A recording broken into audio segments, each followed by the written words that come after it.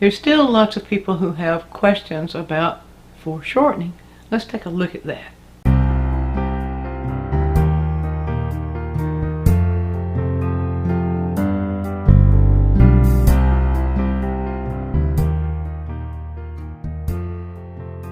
The reason people have problems with foreshortening is that they're looking at the image for what it is, not for how it's constructed. What that means is, if you're drawing a boat like this, if you're not really looking at the foreshortening of the boat, or if you're not really looking at the direction in which the lines or the edges of the boat are moving, you're probably going to make that boat look like it's hitting us in the face. And so I've seen lots of students struggle with this. I want to show you a really sort of a non-traditional method for making that happen for you. This little exercise I want to show you is not only good for foreshortening, but it's good for learning how to explore all kinds of images. And what it does is takes your non-dominant hand, allows your non-dominant hand to follow the edges, and requires that your dominant hand follow your non-dominant hand. You see what's happening here is you're switching gears on yourself so that you're not allowed to predict how something is going to look, or how it's supposed to look. So here's the way the exercise goes. So we take this image of the boat, and it's a good thing to start out with a photograph for doing this. Once you've developed the skill, or you're comfortable with this little skill in a photograph, you can actually do it from plein air subjects or from still life subjects, anything that you have nearby. So what happens here is that we allow the non-dominant hand, in my case I'm right-handed, so my left hand does the work. So my left hand then follows the edges of this boat. And wherever my left hand goes, my right hand must go too. Now, so it's a little psychological thing you do here. And let's just show you how it works. Now, the thing is, we need to be able to plug my head up with little wires and stuff so that you could look at a little graph and see what my eyes are actually doing. But since we can't do that, you sort of have to just trust what I'm doing. Now, I don't allow my eyes to follow what my right hand is doing. My right hand is simply supposed to behave what my left behave according to whatever my left hand is doing. So if my left hand is moving around in a circle, my right hand is supposed to follow it. And my eyes don't pay any attention to what the right hand's doing.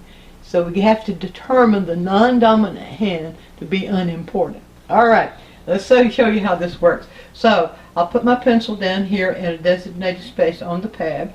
I take my left hand and I'll start moving my left hand across the back edge of this boat.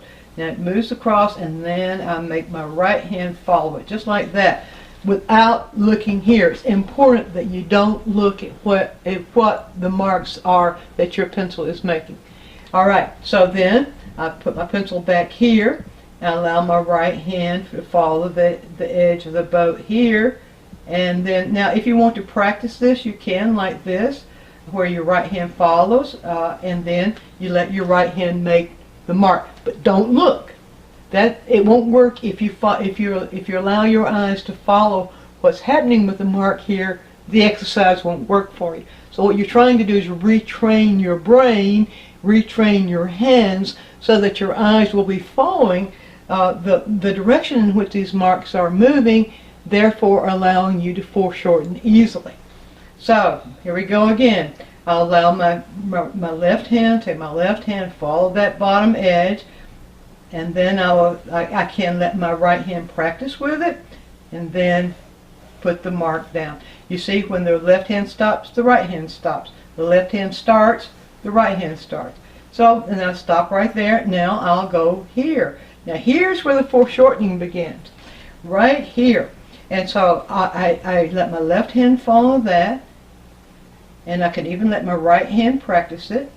Now here's what's going to happen. Your right hand's going to try to misbehave and go off on its own because it knows best, right? Don't let that happen. Make the right hand follow the left hand. Don't look at what the right hand is doing. So we can have those two moving just like this and make that mark. Now we go above it, we do the same thing.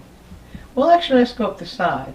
We can go right here, go up the side, let the two practice together, and then let the pencil just sort of drop as the right hand makes the mark. We go this way. Now, if we were going with our preconceived idea of this boat, we'd probably make this line shoot way up, because we would know, we know that the boat is long. Well, we're looking at it foreshortened, and it's not long. Every time we change our point of view of anything, we change its shapes. The shapes change according to where we are. So if I start right here now with my line, I start right here and I move my left hand, move my left finger across the edge of that boat, and then I let my right hand follow. There's where we go. The right hand doesn't go beyond, it doesn't start before, it follows right with the right hand. And you may say, oh, but you got that underneath. Well, it doesn't make any difference. I got the angle right. Now I could stop and see where that line actually connects, and that would make you happier. You go ahead and do that. Okay, now let's go right here. I'll start here on the edge where this is, and now I'm going to allow my left finger to kind of explore that edge. Now I'll let the right hand explore with it. Explore with it, and there we go. I've got that angle now. I have the angle here that I have here, therefore I'll get the foreshortening right. Now keep going. Now I see something odd happen here. It kind of goes against the logic. If I'm drawing that boat from my preconception of it, I probably am not going to make that line go that way. I'm probably going to make it go this way. There's another reason. Forget about your preconceptions. They're all wrong. They don't describe your point of view of this boat right now. And so I would go for this line again. I'm following. And there we go. And then we would connect, go with this line, connect that line. I can go up here now and connect this one with this one, and connect that one with that one, connect this one with that one, and I have got the foreshortened shape of this boat. Give that a try.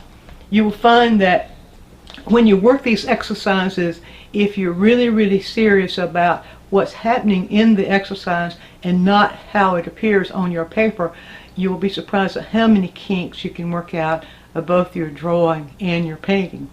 And if you found this quick tip helpful, we have a full-length video on foreshortened drawing, along with over 100 other full-length videos on all kinds of drawing and composing topics. So go to DianneMize.com and take a look. And there's your quick tip.